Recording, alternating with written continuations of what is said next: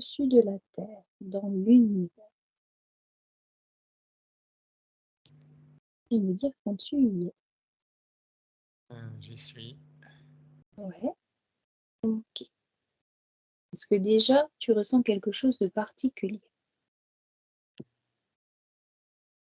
Je la regarde en fait, la Terre, Mhm. et en fait, je suis à un endroit où il y a une partie de la Terre qui est côté nuit et l'autre partie côté jour. Je suis un peu au milieu, juste. Donc c'est un peu comme si je voyais la moitié de la Terre Mhm. qui est éclairée par le soleil, puis l'autre moitié qui n'est pas éclairée. Donc avec les lumières des villes. Ok, très bien. Alors justement, le sujet du jour est le sommeil. Alors tu vas pouvoir te placer au niveau de la partie de la Terre qui est non illuminée par le soleil, dans la partie sombre.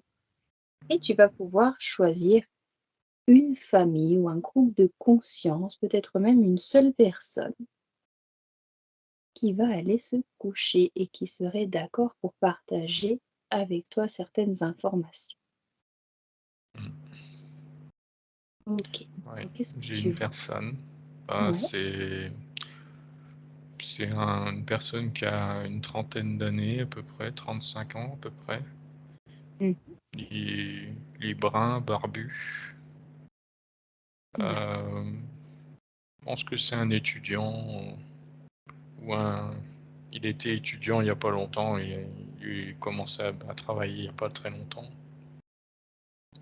Il est assez curieux et assez ouvert d'esprit.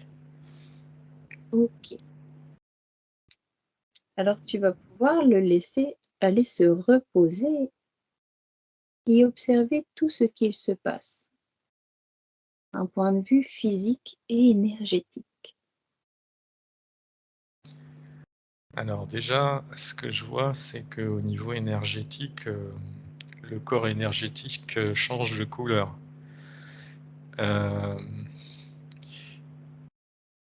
Avant qu'il entre dans le sommeil, la couleur, il y avait des couleurs plus chaudes, jaune, orangé, à travers le corps énergétique.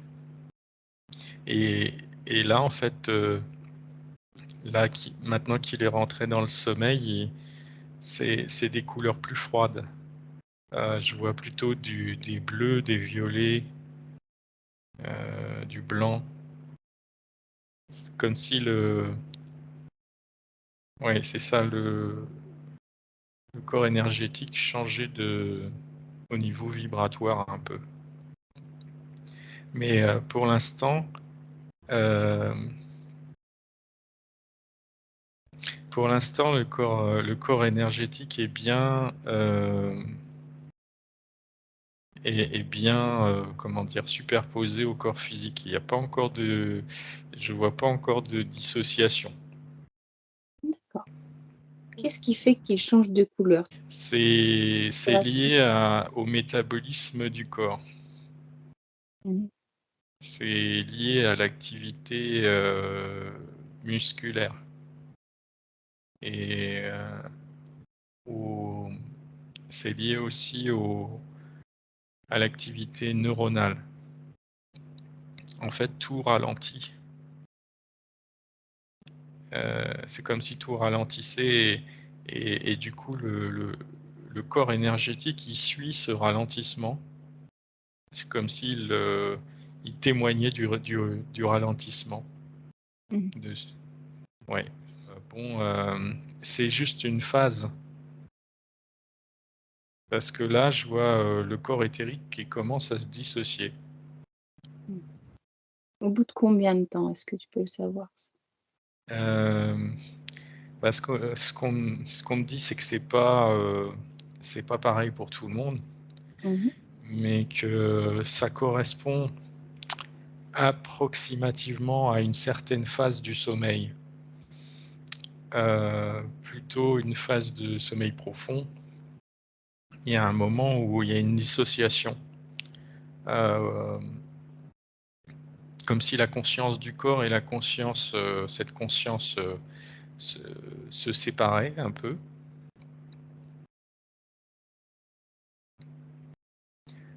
Alors, je vois, c'est bizarre parce que on parle souvent du cordon énergétique, mais là, en fait, je vois plusieurs cordes, c'est pas vraiment des cordes, ça fait comme des ça ressemble à des flammes, mais c'est pas des flammes, mais ça connecte, la partie, physique à la partie éthérique, qui se dissocie vers le haut. Et c'est comme des flammes, ça ressemble à des flammes parce que c'est plus large à la base et ça devient plus pointu vers le haut, jusqu'à un endroit où ça correspond à la zone où se trouve le corps, éthérique. Tu dis qu'il y a plusieurs flammes, plusieurs cordons. Ouais, Comment ça ça? ressemble à des flammes, mais c'est ça connecte en fait les 2 parties. C'est comme, une connexion énergétique Mmh. entre le corps physique et le corps éthérique. D'accord. Mais j'ai l'impression que c'est pas, c'est juste, ouais, c'est un peu comme une espèce de, c'est comme, imagine que tu mets la main sur de la glu et puis que tu tires. Mmh, Tu vois, ça fait des pointes comme ça. mmh, Et ben, c'est ça un peu qui se passe. C'est comme si le corps, la partie du corps énergétique, qui reste, dans le corps physique, elle était un peu gluante. C'est une façon d'expliquer, hein. ouais. Et que le corps éthérique, avant qu'il se détache vraiment, il faut qu'il se détache de cette espèce de glu, énergétique. Mais il y a différentes phases. Ouais, voilà, et donc c'est progressif et puis au bout d'un moment ça se détache. Ça se détache Mmh, et il y a bien un cordon, mais ouais, argenté, on va dire, mais mmh, il a pas du tout la même couleur que ces espèces de pics là. Les pics là, ces espèces de flammes, je sais pas comment les décrire, elles sont, vraiment de la couleur de flamme pour le coup. C'est pour ça que j'ai ce mot-là qui m'est venu parce que aussi c'est pas seulement la forme, mais aussi la couleur, c'est rouge orangé, un peu comme des flammes. Donc voilà. Et par contre, ce cordon-là, bah, je le voyais pas tant qu'il y avait les flammes autour, donc je l'avais pas identifié. Maintenant que c'est détaché, je le vois. Je le d'accord. vois, il est beaucoup plus fin et lui, il change pas de diamètre à peu près. C'est pareil de la connexion au niveau du nombril à peu près, hein. Mmh. Alors il y a des gens, enfin je sais bien que bon, j'essaie de mettre mes connaissances de côté, mais j'y peux rien. Je peux pas Ça va m'empêcher de bien. comparer. Mmh, Euh, Certains ont parlé d'une connexion au niveau du cœur, d'autres au niveau de la glande pinéale. Moi, là, ce que je vois, c'est au niveau du nombril? Enfin du nombril. du Mm. OK. Et Tu parles justement pardon. oui, non, mais c'est pour dire aussi que ce que je vois, c'est vraiment indépendant de ce que j'aurais cru au Mmh, départ. C'est vraiment ce que je vois et c'est pas ce que je m'attendais à voir. mmh, très bien. Donc voilà, et donc ce que je vois au niveau ensuite, du corps éthérique qui s'est détaché, il est un peu transparent, il est presque pas lumineux, il est un peu gris bleuté, un peu de la même couleur que la Mmh, corde, et là il est en suspens, il est beaucoup plus détaché que ce que je croyais moi pendant le sommeil. Je pensais qu'il y avait un détachement de quelques centimètres seulement. Là, il est beaucoup plus haut. Il est, il est bien à 50 centimètres, voire 1 mètre au-dessus du corps physique. Et il est en suspens comme ça. Pour l'instant, je vois ça. ouais, il reste en latence au-dessus. On va Ouais, rester sur cette phase-là. J'aimerais te poser une question par rapport aux couleurs de ces flammes. Est-ce que tu peux demander pourquoi elles ont ces couleurs-là?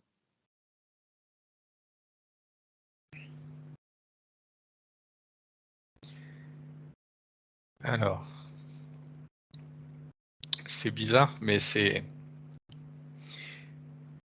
comme si la partie du corps énergétique qui est restée associée au corps physique, elle avait comme elle était connectée on dirait, elle faisait partie partiellement du corps émotionnel et que c'était une forme d'émotion, euh, comme quand quelqu'un s'arrache à toi, que tu vois, tu es attaché à quelqu'un et puis il s'arrache de toi. Il y a une émotion de, comment dire, il y a une émotion, ça peut être une émotion de tristesse ou de Mmh. peur parce que il te quitte. Bref, il y a une forme d'émotion et cette émotion se manifeste par une montée énergétique locale et ça se traduit par cette couleur rouge orangée. Comme, comme un attachement affectif. D'accord. C'est OK. comme si le corps émotionnel qui est à l'intérieur du corps physique disait au corps éthérique ne me quitte pas ou voilà Je vois. je t'aime Voilà, voilà et tout c'est comme si ça un peu à travers ses flammes il tendait ses bras pour tous ses ouais, bras pour qu'il reste quoi. Je bon, sens ça quelque chose comme ça, il y a un truc OK, émotionnel. d'accord. Tu parles, du corps éthérique qui se détache. Est-ce que tu es sûr que c'est le corps éthérique ou est-ce que ça peut être un autre corps? Bah, Est-ce que j'ai dit le corps éthérique, mais en fait, c'est pas, c'est un corps subtil, mais je pourrais pas dire à quelle limite parce qu'il y a une partie du corps énergétique et émotionnel qui est restée dans le corps physique. mmh, Mais j'ai l'impression que c'est un peu quand même, il y a une partie du corps émotionnel et énergétique qui s'est coupée en deux en fait. Il y en a une partie qui est restée dans le physique et puis une autre partie qui est partie avec la partie qui s'est détachée. tu Et parles du puis, corps émotionnel qui part avec le corps éthérique, c'est ça? Ouais. ouais, ouais, ouais, le Mmh, corps d'accord. émotionnel et le corps et une partie du corps énergétique. C'est-à-dire que c'est comme si les deux corps énergétiques et émotionnels s'étaient coupés en deux. Et il y en a qu'une partie qui reste dans le corps physique et l'autre partie Mmh. qui va avec les corps plus subtils qui se sont détachés et qui sont unifiés hein, et qui sont en train de flotter comme ça, là, à peu près 1 mètre au-dessus du corps physique. D'accord. Parce que voilà, il existe certains disent que ça peut être le corps astral aussi, donc c'est pour ça, c'est un petit peu délicat. C'est un corps subtil, toi tu vois un corps Oui, subtil qui se détache, qui est relié. mais on peut l'appeler enfin, c'est un ensemble cette partie-là qui s'est détachée, c'est un ensemble de plusieurs corps Ouais, subtils. c'est une couche, Et dedans, on peut dire que dedans, à travers, il y a le corps astral. Mais en fait, bon, c'est des termes pour mmh, essayer de comprendre et de mettre des choses dans des noms sur des cases. Mais grosso modo, ce que je retiens hein, de ça, c'est que le corps physique n'est pas complètement abandonné parce il lui reste une partie d'énergétique et d'émotionnel. Et d'accord. c'est peut-être pour ça justement, alors c'est pour ça on est en train de me dire que on peut faire des rêves avec des émotions assez fortes euh, qui n'ont rien à voir avec la projection, cette autre partie du corps, qui peuvent être de nature purement symbolique et qui n'ont rien à voir avec une projection astrale. Et en même temps, il peut y avoir d'autres rêves qui sont liés, qui sont vraiment des projections de cette partie qui s'est détachée, plus subtile. et qui correspondent à des expériences entre guillemets réelles dans des mondes plus subtils. Mmh.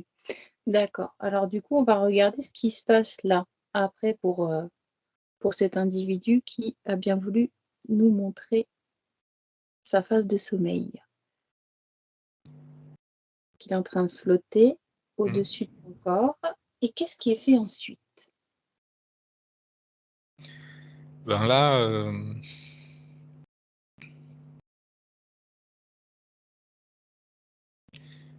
là en fait c'est comme s'il y avait deux trucs qui commençaient à s'activer simultanément. C'est pour son cas à lui, hein. C'est ce que je décris, c'est si ça se trouve la nuit suivante, ça va pas forcément se passer exactement de cette façon-là. C'est même pour lui. Là, c'est juste une description de ce que je vois pour pour cette nuit-là, pour cette personne-là. Mais là, ce que je vois, c'est que au niveau du cerveau, du physique, euh, il y a il y a des activités qui commencent à se mettre en place qui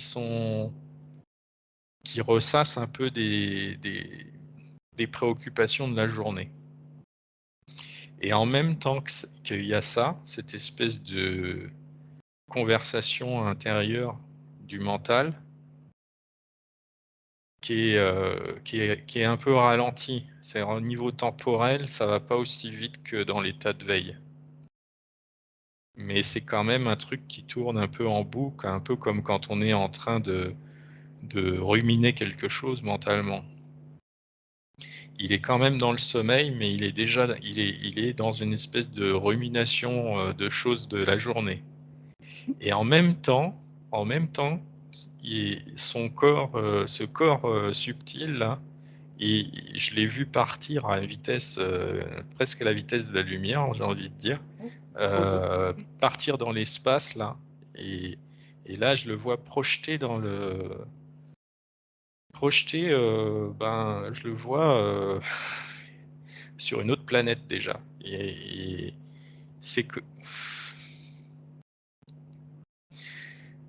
c'est une de ces dimensions de son être en fait. C'est une de ses autres incarnations et je vois un ciel euh, c'est bizarre, c'est un ciel. Normalement, quand on regarde le ciel, soit il fait nuit, soit il fait jour, mais il fait pas entre les deux, quoi. Enfin, il y a pas un morceau du ciel où il y a de la nuit, Mmh. puis un morceau du ciel où il y a du jour. Enfin, c'est pas tellement. Là, c'est un peu comme si c'est un peu, ça fait presque mélanger. Il y a des espèces de taches où on voit presque l'espace, comme s'il faisait nuit. Et puis il y a des endroits où on voit un ciel presque bleu comme sur la Terre, avec des nuages très très fins, un peu comme des nuages de haute altitude, un peu euh, très très duveteux, enfin très très fin. Et là, pour l'instant, je vois juste le ciel parce que déjà le ciel n'est pas ordinaire, enfin, c'est-à-dire par rapport à ce qu'on a l'habitude de voir. Et, euh, et lui, il est déjà projeté dans le corps de l'une de ses incarnations, en fait. Comment ça, tu dis qu'il est projeté dans le corps physique? C'est-à-dire, il est c'est comme si cette partie non physique Mmh.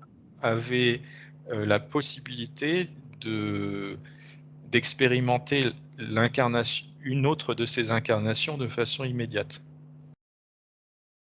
De, de, c'est comme une deuxième incarnation en fait. Mmh. Cette partie-là n'est plus dépendante du physique, donc elle peut s'incarner, expérimenter une autre incarnation s'incarnant davantage encore dedans. C'est pas facile à expliquer, D'accord. euh, Et mais dans cette incarnation justement là que tu es en train d'observer, il ressemble je à vais, quoi? Il est au je vais juste te donner une mmh, analogie, c'est que je vois un verre d'eau. mmh, Le verre, c'est le corps physique. Mmh. et on peut le remplir à moitié. Le remplir à moitié, c'est il est incarné, mais il n'est pas incarné à 100%. Et là, en fait, la partie qui s'est projetée, elle vient se rajouter en termes de taux d'incarnation, et c'est comme si on rajoutait un peu d'eau dans le verre. OK, et Je ne sais ça pas si lui, ça clarifie les si, choses, si, c'est mais bien clair, il est plus mais conscient encore quand il est dans cette situation-là, et il vit sa vie d'incarner sur cette terre-là. Alors, c'est bizarre, bon, je peux le décrire hein, si ça mmh. ça intéresse, parce qu'il a une espèce d'exosquelette. Si on le regarde, si on ne sait pas a priori qu'est-ce que c'est que cet être-là, on peut croire que c'est un robot. Mais c'est pas un robot, c'est juste qu'il a une espèce alors je ne sais pas si c'est un truc artificiel qu'il met sur lui ou si c'est vraiment sa structure, son corps a vraiment un exosquelette comme ça, mais ça fait comme une espèce d'armure avec des morceaux qui permettent des rotations, Mmh. des blocs, ils sont blancs.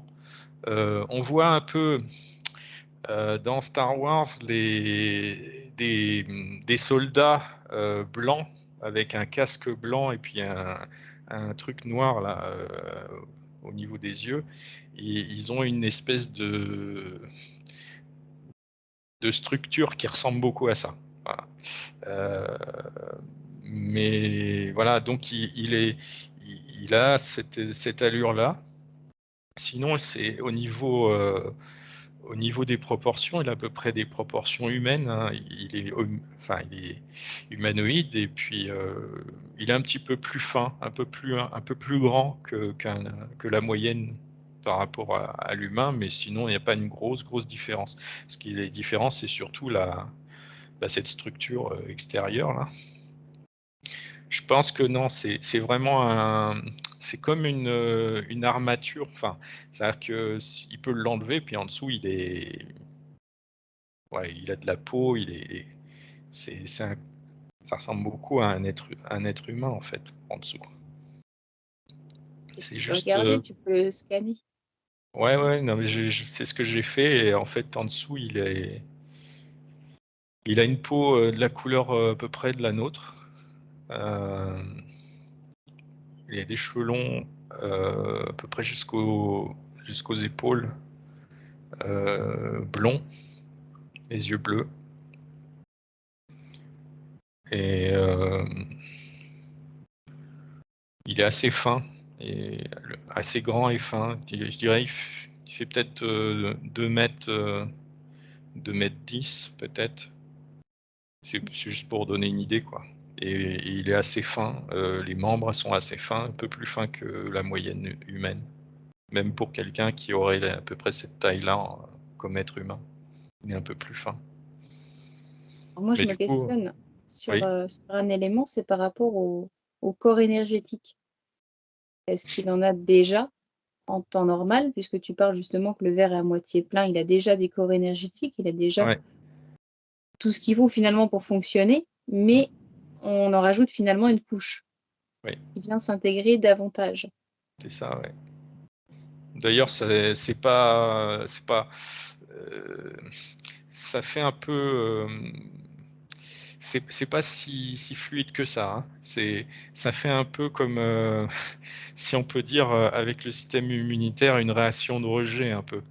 C'est-à-dire que la partie énergétique et émotionnelle qui vient se mélanger avec celle qui est préexistante, elle n'est pas reconnue comme étant vraiment de ce corps-là. Et donc, elle est un peu perçue comme un peu comme un intrus, euh, comme, euh, comme quelqu'un qui s'invite dans la maison alors qu'on ne l'a pas invité, quoi. C'est pas très confortable en fait. Donc en fait, il peut pas rester. Il expérimente pendant une période cette autre vie qui fait partie de ses incarnations, mais il peut pas y rester très très longtemps en fait, parce que c'est pas si confortable que ça. Finalement, c'est comme si on mettait un peu d'huile dans le verre d'eau, quoi. C'est les 2 phases un peu séparées Ouais, et voilà. voilà. OK, c'est Ouais, pas c'est limpide, ça. ça se mélange Ça se pas, mélange pas, voilà. OK, C'est juste que là, ça cohabite temporairement, quoi. OK. Et tu dis que finalement, son autre incarnation, elle n'est pas très d'accord. Est-ce que, on peut considérer ça comme un parasitage ou pas? Est-ce que tu peux lui demander à sa deuxième partie, qu'est-ce qu'elle en pense, elle? Ah ben, si, c'est quand même accepté, parce que ça Mmh mh. pourrait pas avoir lieu si, Mmh. si c'était pas accepté. C'est accepté parce que ça fait partie de l'évolution de l'âme centrale, de mieux se connaître. Donc de mieux connaître toutes les parties d'elle-même, et pour cela, permettre à certaines parties incarnées d'expérimenter d'autres parties incarnées. Donc c'est comme si euh, c'était déjà accepté avant, quoi. Même c'est accepté avant, c'est-à-dire que ça peut pas avoir lieu si c'est pas validé et accepté avant, des deux parties, des deux côtés. Ça a été établi avant. Avant quoi? Avant l'incarnation? Avant le sommeil? Je veux savoir ça. En fait, ça a été établi bien avant que ça. Mmh mh. Euh, Là, faut faire régresser le parcours de l'âme à ses tout débuts, en fait. Là, euh, c'est une âme quand même qui a déjà bien, entre guillemets, bourlingué. C'est pas une jeune âme, mais ces accords-là, pour permettre à l'âme d'évoluer, ils sont passés. C'est comme des initiations, si tu veux, et des initiations avec d'autres âmes plus avancées qui vont être un peu comme des professeurs spirituels et Mmh. des maîtres spirituels, et qui vont à un moment donné proposer à l'âme, si elle veut avancer plus loin, d'accepter ce genre euh, de situation. Et donc c'est comme un espèce de contrat, en fait, qui est, qui est, qui est accepté et qui concerne plein d'interactions futures, entre guillemets, puisque le temps n'existe pas, mais plein d'interactions potentielles entre des parties incarnées de cette âme. D'accord. C'est une espèce de contrat global, quoi. C'est pas là, telle date, avec telle partie, Mmh. j'accepte qu'elle passe à telle autre partie. Non, non, ça va être pour toutes mes incarnations futures, quelle que soit l'incarnation, j'accepte qu'elle puisse temporairement transiter pour explorer une autre partie de mes incarnations, etc. D'accord. OK. Et justement, une fois qu'il a intégré le corps, qu'est-ce qui se passe? Ben là, en fait, il, ce qui se passe, c'est que les ruminations mentales au niveau cognitif, au niveau du cerveau physique, elles vont à un moment donné switcher sur cette expérience à distance dans cet autre corps. Et ça peut être perçu comme un rêve, mais c'est pas un rêve au sens quelque chose de créé artificiellement. C'est une expérience réelle dans cet autre corps. Et elle peut être très vivace, parce que effectivement la partie subtile est complètement incarnée dans cet autre corps, et elle vit exactement ce que cet autre corps est en train d'expérimenter. Donc c'est très, il y a toutes les émotions, il y a toutes les perceptions qu'on peut imaginer. D'accord, et pendant que cela se fait, finalement, les ruminations, elles s'arrêtent? Il y a Alors, c'est sommeil pas de qu'elles s'arrêtent, mais c'est comme si elles avaient plus autant de. C'est comme s'il y avait quelque chose qui parlait plus fort que l'autre, hein. Donc, à un moment donné, d'accord. c'est les ruminations qui parlent le plus fort, puisque l'expérience n'a pas encore vraiment débuté à distance. Et puis, au moment où il commence à y avoir plein d'informations, de perceptions et de ressentis à distance, et ben, ça prend, comme si ça parlait plus fort que l'espèce de brouhaha, de rumination en bruit de fond. Et puis c'est sur ça que en fait il va y avoir L'esprit est l'expérience conscient. principale, quoi. D'accord. Et admettons, s'il y a quelque chose d'extérieur qui arrive au corps physique qui est en train de dormir, admettons un bruit ou quelqu'un qui rentre dans la chambre, je ne sais pas, qu'est-ce qui se passe pour le corps éthérique? Alors déjà, il y a plein de mécanismes automatiques qui vont alerter en fait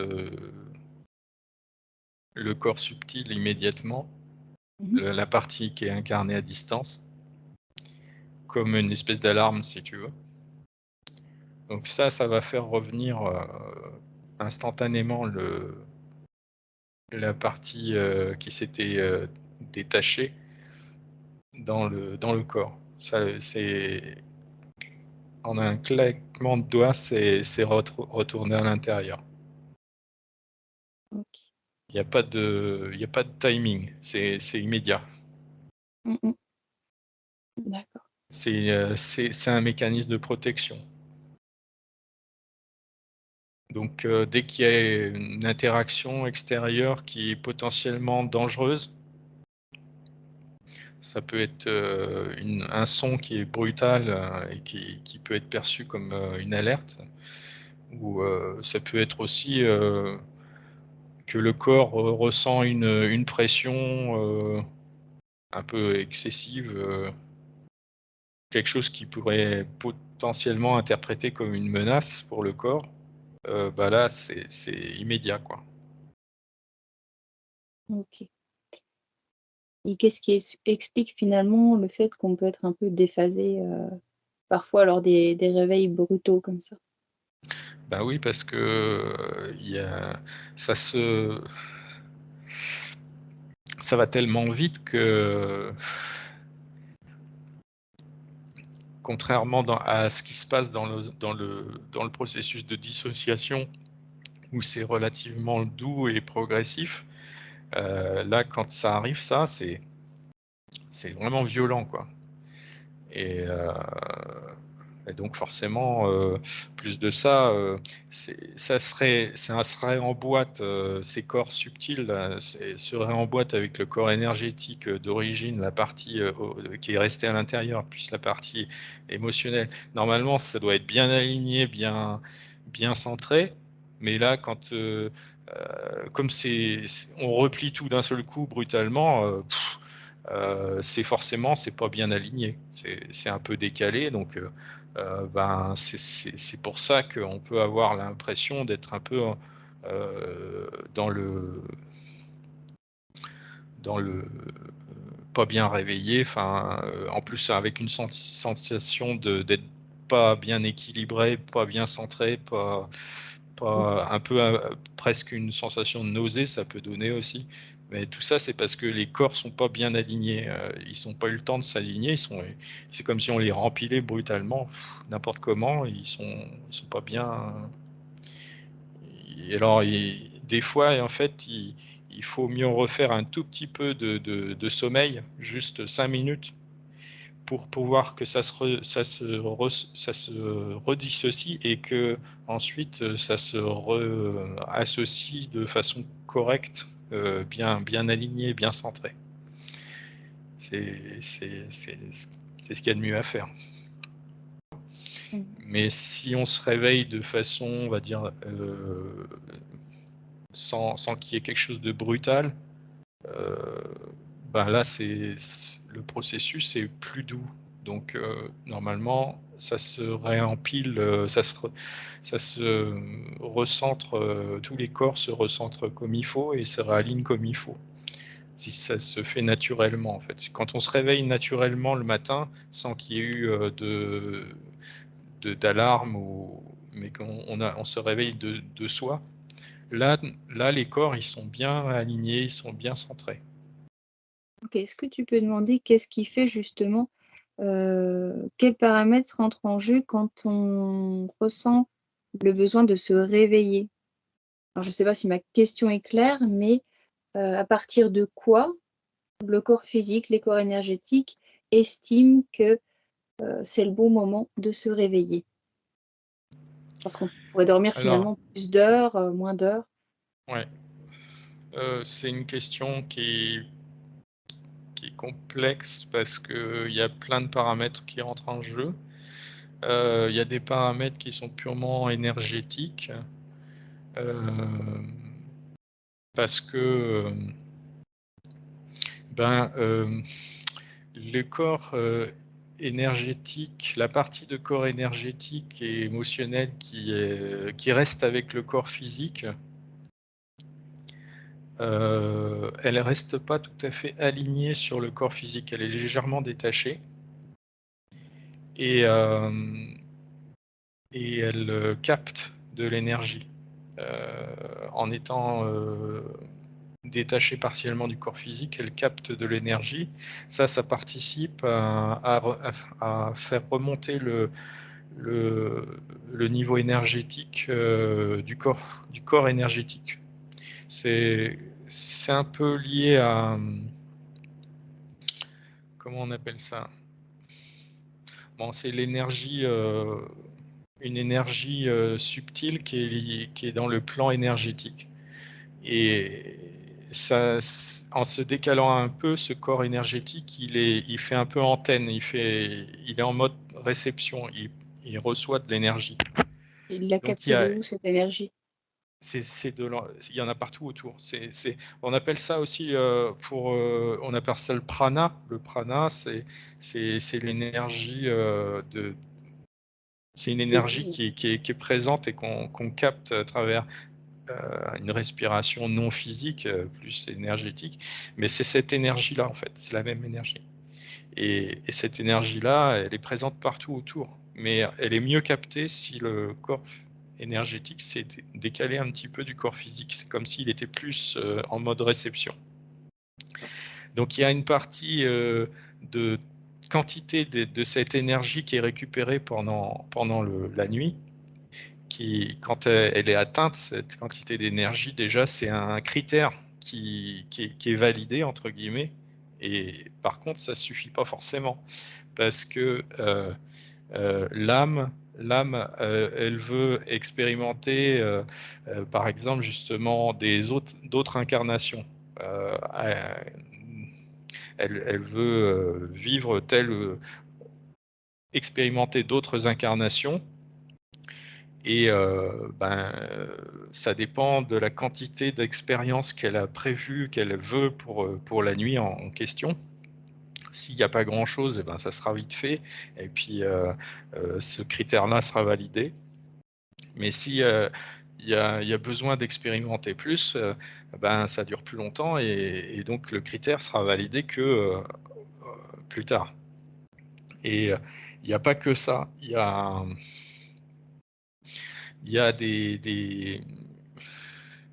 au niveau du du cerveau physique, il y a plein de processus là, qui sont liés à la mémoire, au niveau du cortex, du physique, du cerveau physique. Tu as des processus là, des processus qui sont, à la fois pour, intégrer, les informations, de la veille ou de l'avant-veille et puis aussi des processus de préparation pour la journée qui vient. C'est aussi des cogitations mentales, mais c'est plus pour, se préparer un peu à toutes les éventualités, on va dire de la journée qui vient. Hein, donc, par exemple, la personne qui va avoir un examen, universitaire, le lendemain là, ça risque de cogiter pas mal en préparation de tout ce qui peut se passer de pire ou voilà. Et ça aussi, ça a besoin d'arriver à une clôture. C'est-à-dire qu'il faut que ces processus-là d'intégration et de préparation, ils soient complètement validés pour que on puisse dire bon bah ce critère-là c'est bon, il est validé. Donc une fois que tous ces critères sont validés pour une nuit, là c'est comme s'il y avait le signal, le feu vert pour le réveil. Et D'accord. puis, bien entendu, s'il y a une alarme à telle heure et on va se réveiller artificiellement à cette heure-là, en général, tout n'a pas été complété, sinon on se serait réveillé naturellement. OK. Est-ce que tu peux regarder qu'est-ce qui se passe pour ce jeune homme finalement, une fois qu'il a fait son expérience d'incarnation? Alors déjà, il y a plein de ressentis et d'émotions qui sont stockés dans son corps émotionnel. Hem, des informations aussi, de l'expérience. Hem, il y a aussi une sensation de liberté qui c'est comme un comment dire? C'est comme une soupape de sécurité aussi. Parce que, surtout chez des personnes qui sont un peu dépressives et qui se sentent, enfermées dans leur vie de tous les jours, comme s'ils faisaient toujours la même chose, sont coincés. Là, en fait, cette capacité de pouvoir vivre une autre partie de leur incarnation, c'est comme une bouffée d'oxygène, en fait. C'est comme si, ils partaient en vacances et puis qu'ils pouvaient voir autre chose et vivre autre chose et ça leur fait énormément de bien, en fait. Donc il y a un côté aussi, j'expérimente la liberté, heu, que je peux pas expérimenter pour X raisons, à l'état de veille. Donc pendant la nuit, je l'expérimente et ça me fait un processus de compensation aussi. Mmh. Et ça a un rôle à un niveau plus avancé, mais la personne que je vois là, elle en est pas à ce niveau-là, mais dans le processus d'évolution spirituelle, à un certain moment, hem, ces expériences dans ces autres incarnations, en fait, elles vont, permettre de conscientiser, même pour l'incarnation en question, celle qui s'est endormie, de conscientiser ces autres, sa multidimensionnalité, disons, de prendre conscience de ces autres vies incarnées. Mais pour que ça arrive à ce niveau-là, il faut une démarche spirituelle et puis, suffisamment de montée vibratoire. Mais ça donc ce processus de prise de conscience de ces autres, incarnations, ça commence au niveau inconscient et ensuite ça arrive au niveau conscient quand il y a une évolution spirituelle et fréquentielle suffisamment, avancée. Sinon ça reste, au départ, ça reste purement inconscient et ça reste dans les traitements inconscients. L'inconscient OK. stocke, l'information, il intègre bien sa multidimensionnalité, mais pour que ça devienne accessible au mental, il faut aller un peu plus loin en termes, d'évolution spirituelle et de montée de niveau vibratoire. OK. Est-ce que justement tu peux regarder pour lui, pour cet individu, quand il se réveille, de quoi il se souvient? De quoi il a conscience? Est-ce qu'il se souvient seulement de ses ruminations? Est-ce qu'il se souvient avoir voyagé d'une manière ou d'une autre?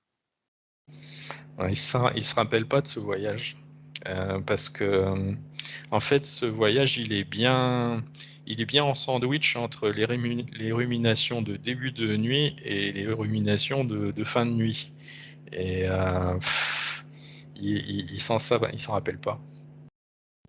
Il se rappelle, surtout de ses ruminations de fin de nuit et encore de pas grand chose.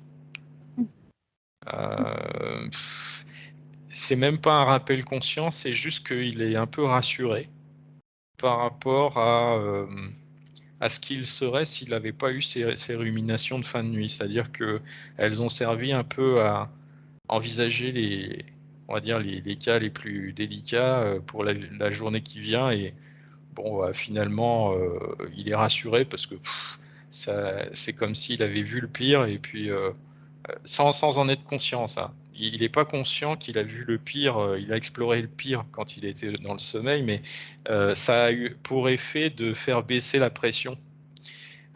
C'est quelqu'un qui travaille quand même, dans un environnement assez stressant avec, il a un patron sur le dos, il a des objectifs à tenir, un truc dans le genre l'électronique ou l'informatique, mais enfin c'est quand même pas un job sans stress et en fait, ça a eu pour effet de faire baisser un peu son stress, mais concrètement, si on lui demande, «De quoi tu te rappelles, de ta nuit là?» il se rappelle de rien là. Il se rappelle de rien Ouais. du tout. Ça lui permet finalement d'appréhender, de la meilleure des manières possibles sa réalité, là, présente C'est et ça, ouais. dans et tout reste dans l'inconscient, quoi, sinon. Ouais, OK. c'est un peu comme une boîte noire et puis là, bah, il démarre sa journée, Mmh. et il a quand même un mode assez robotique, hein. Enfin, je veux Mmh. dire, on va dire métro boulot dodo, quoi. OK, c'est peut-être pas pour rien qu'il ait été encore, se caler sur une autre incarnation similaire, sous une autre forme. Il y a peut-être d'autres Après raisons, mais on n'a pas trop regardé ce qu'il faisait sur non, cette, autre incarnation, mais, non. heu, bon, voilà, Mmh.